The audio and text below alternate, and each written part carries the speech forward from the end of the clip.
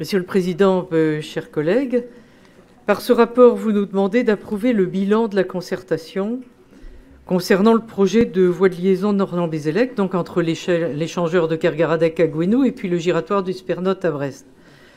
Ce fut une longue concertation lancée par délibération du 17 mars 2017. Nous avions voté contre. Nous avions voté contre car ni les données du problème ni les objectifs n'étaient clairs et actualisés.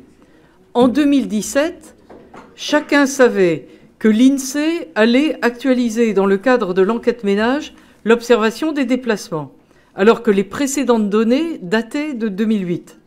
Il aurait été pertinent de s'appuyer sur les nouvelles données qui ont été disponibles en 2019.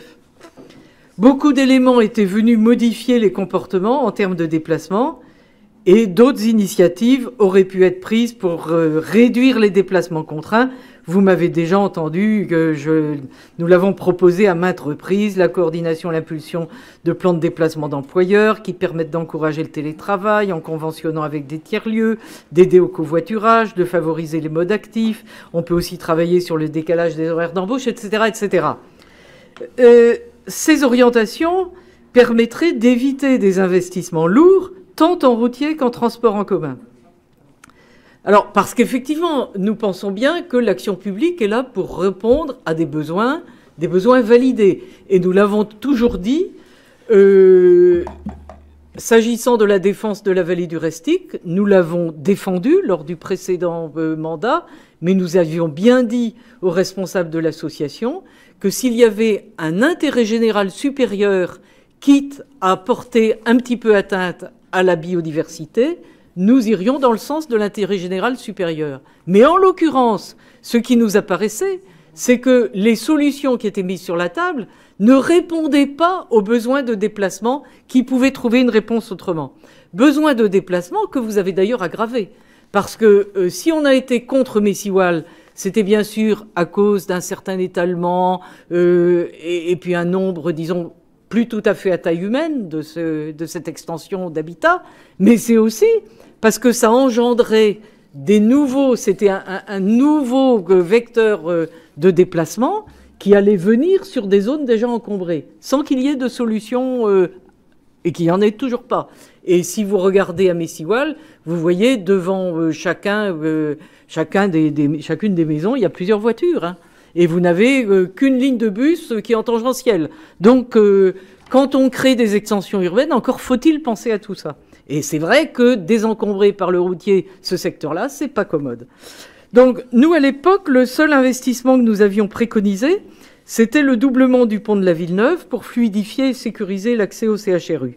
Et dans le projet de la deuxième ligne de tram, eh bien, vous avez prévu, un simple encorbellement et une circulation alternée pour le tram. Alors, dans le cadre des concertations sur l'extension du réseau de transport en commun, et M. Nedelec sait bien que nous y avons été assidus, on a aussi beaucoup entendu s'exprimer, en fait, des demandes de transport circulaire rapide par transport en commun. Et les choix que vous avez faits, c'est du radial. Donc là aussi, si vous voulez, quand on n'approuve pas globalement votre projet de transport en commun, c'est pas qu'on est contre les transports en commun, mais c'est qu'on trouve que c'est pas les bonnes priorités qui permettraient sans doute d'éviter des investissements routiers incongrus. Alors, la concentration de la circulation s'est poursuivie. Et on a eu, dans le cadre de ces travaux, les statistiques et de la DIRO et du Conseil départemental qui montrent que la circulation a continué à augmenter en dépit des initiatives qui ont été prises depuis une dizaine d'années. Ainsi que d'ailleurs que les encombrements aux heures de pointe, les accidents et les nuisances pour les usagers et pour les riverains, effectivement. Alors, quand une réunion présentée comme conclusive s'est tenue sous votre présidence le 11 mars 2022, dans la salle du patronage laïque de Lambézélec, chacun espérait connaître le choix de l'exécutif de la métropole. Ce fut quelque peu baroque, quasi-mutisme des autorités politiques, succession d'exposés techniques sur des options déjà connues, pour finir par entendre de votre bouche, Monsieur le Président, sur l'insistance de la salle, qu'aucun scénario n'était retenu. Alors depuis, un plan d'action multiple, c'est comme ça que vous l'avez qualifié dans le rapport, un plan d'action multiple a été quand même quelque peu improvisé. Alors, comment ne pas adhérer aux objectifs affichés? Les objectifs affichés, clairement, nous sommes d'accord. Fluidité, sécurité, mobilité active, rénovation, confort et cadre de vie. Là-dessus, on est d'accord. Mais ce ne sont que des mots.